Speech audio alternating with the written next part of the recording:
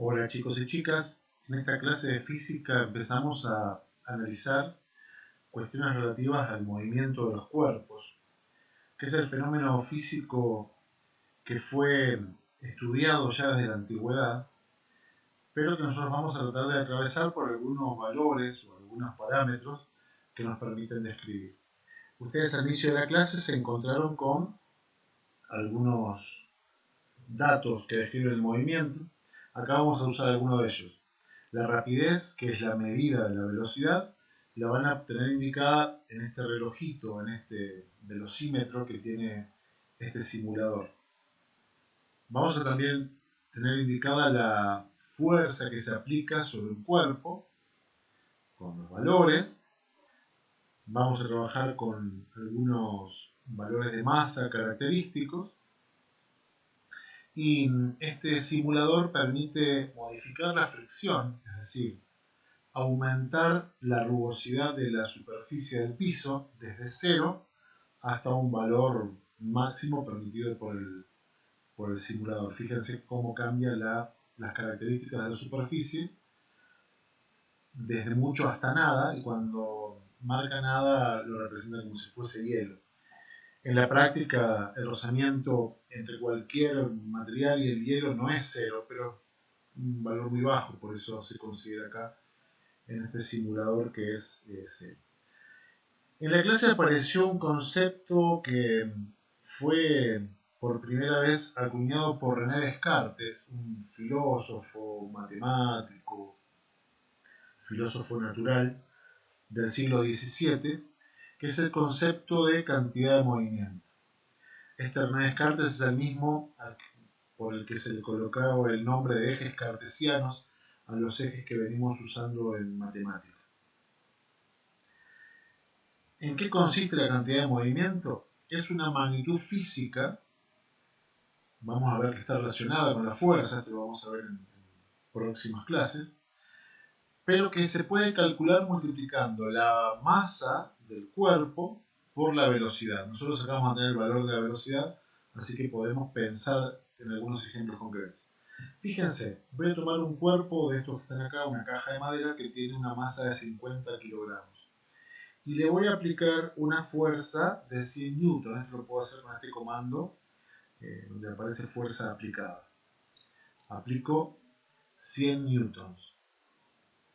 Voy a esperar que la rapidez sea máxima, pero si vamos multiplicando estos 50 kilogramos por cualquier valor de rapidez que nos aparece ahí, mejor dicho de velocidad que nos marca el velocímetro, podemos saber cuánto vale la cantidad de movimiento. Esta es la máxima velocidad que nos ofrece el simulador, de 40 metros por segundo.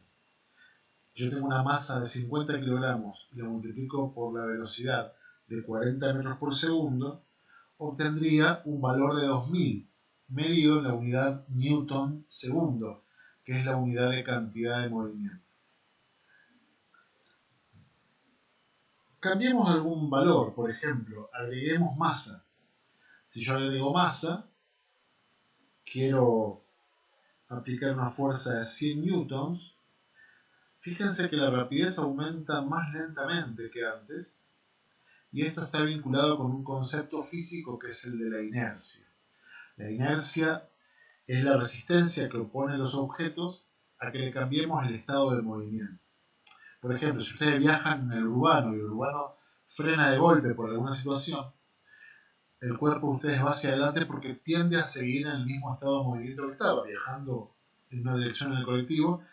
Cuando el colectivo frena, ustedes tienden hacia adelante a seguir en la misma dirección. Cuando un objeto está quieto, como en el caso este que estamos viendo, costó mucho aumentar la rapidez, aumentar su velocidad, porque duplicamos la cantidad de masa.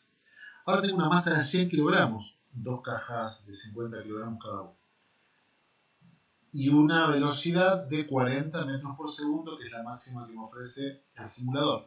Si yo multiplico los 100 kilogramos de masa por la velocidad de 40 metros por segundo, obtengo un valor de 4000 en newton segundo, que es la unidad. Fíjense que al duplicar la masa, manteniendo la misma rapidez, se duplicó la cantidad de movimiento. En el primer ejemplo valía 2000 Newton y ahora vale 4000 Newton. Sigamos trabajando con este simulador que nos ofrece modificar algunos parámetros y además ponerlos en movimiento. Yo voy a aplicar una fuerza de 100 newtons de vuelta a una caja de 50 kilogramos y voy a tratar de soltar la caja cuando la velocidad sea de 20 metros por segundo. Aplico 100 newtons y voy a tratar de soltarla en el momento justo en que llega a la mitad de la velocidad. Ahí, por ejemplo. La velocidad que me marca es 20,1. Bueno, pongamos que sale 20. Si yo multiplico ahora 50 kilogramos por 20 metros por segundo, obtengo una cantidad de movimiento de 1000 newtons segundo. Hagamos lo mismo ahora con la misma masa, pero con la rapidez del doble. Esta parte ya la habíamos hecho antes, simplemente la repito para que recordemos el valor. Cuando la rapidez, o sea la velocidad, llegue a 40 metros por segundo, la multiplicación 50 por 40 metros por segundo me va a dar 2000 newtons segundo. Volvamos. Teníamos primero una velocidad de 20 metros por segundo, la masa de 50 kilogramos, obtuvimos 1000 newtons segundos. Al duplicar la velocidad, es decir, de pasar de 20 a 40, obtenemos el doble de cantidad de movimiento. Yo recién les hablaba de un concepto importante que es la inercia. La inercia como resistencia de un objeto, no de un material, de un objeto, de un cuerpo que cambie en su estado de movimiento.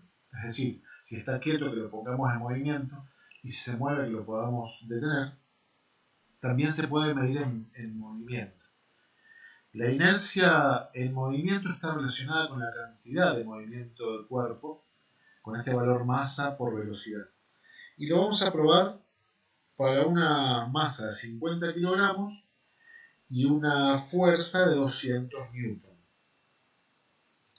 Aplico los 200 newton y le pasé. 200 newton. Veamos cómo cambia la velocidad. No tenemos cronómetro en este caso. Voy a volver a repetir. No tenemos cronómetro, pero vemos que la velocidad cambia relativamente rápido. Aumenta relativamente rápido. Con una masa de 50 kilogramos. Veamos qué pasa ahora si aplico la misma fuerza, pero con una masa de 300 kilogramos. Voy a aplicar de vuelta 200 newton. Observamos notablemente que la rapidez, es decir, la velocidad del cuerpo, cambia mucho más lentamente. Y esto está vinculado con la inercia de los cuerpos en reposo, que tienen que ver estrictamente con la masa del cuerpo. Pero veamos qué pasa si voy a aumentar la rapidez un poco más, con mayor fuerza para que llegue más rápido a la velocidad máxima de 40 metros por segundo que me ofrece este simulador. Tarda un poco porque tengo mucha masa. Y ahí lo suelto. Voy a volver a aplicar en sentido contrario una fuerza de 100 newtons para detenerlo. Fíjense que con 100 newtons para frenar a este cuerpo en movimiento, a este cuerpo que tiene inercia en movimiento, es decir, que tiene cantidad de movimiento, por más que le aplico la fuerza de 100 newtons, la rapidez baja muy lentamente.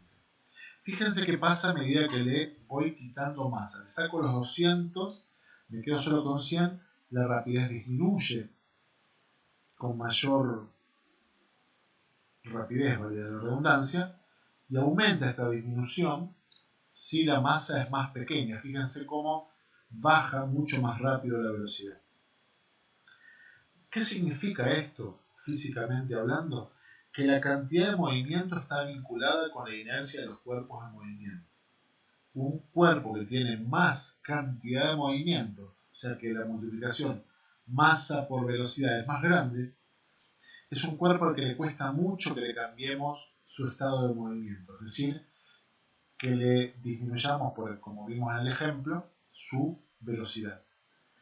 Por otra parte, un cuerpo que tiene menor cantidad de movimiento es un cuerpo al que más sencillamente le podemos cambiar su velocidad. Una pregunta que nos podría surgir acá, porque nosotros hablamos de masas y no hablamos de peso.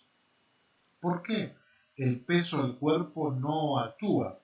Veamos qué pasa cuando empujamos un cuerpo de 100 kilos con una fuerza cualquiera, de 250 newtons, pero tildamos acá en suma de fuerzas. Acá tenemos la aplicación de los 250 newtons en una sola dirección.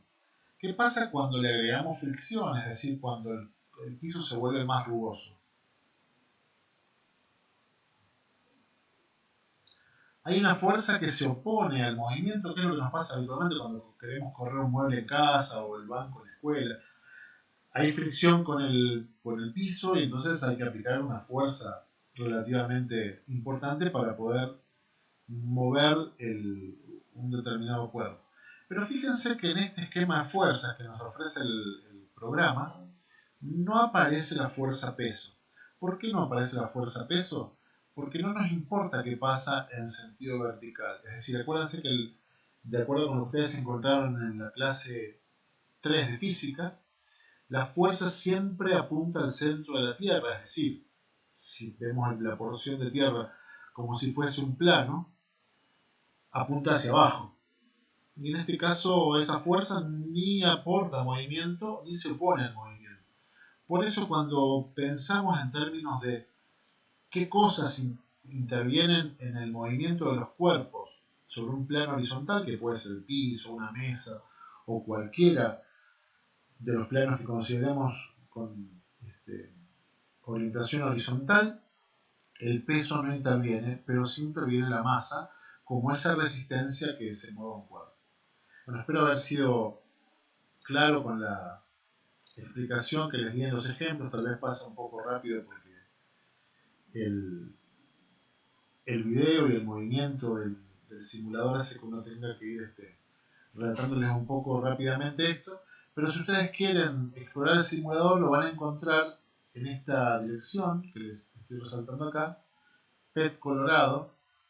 PET son los simuladores y Colorado es la Universidad de Colorado, la Universidad estadounidense de Colorado. Ahí van a encontrar simuladores de física, química, biología, matemática. Bueno, este es uno de ellos, que se llama Fuerzas y Movimiento. Espero haber sido claro y que esto les sirva para poder interpretar lo que pasa en los experimentos mentales que les propuse en la clase 3. Nos vemos y nos escuchamos en el próximo video.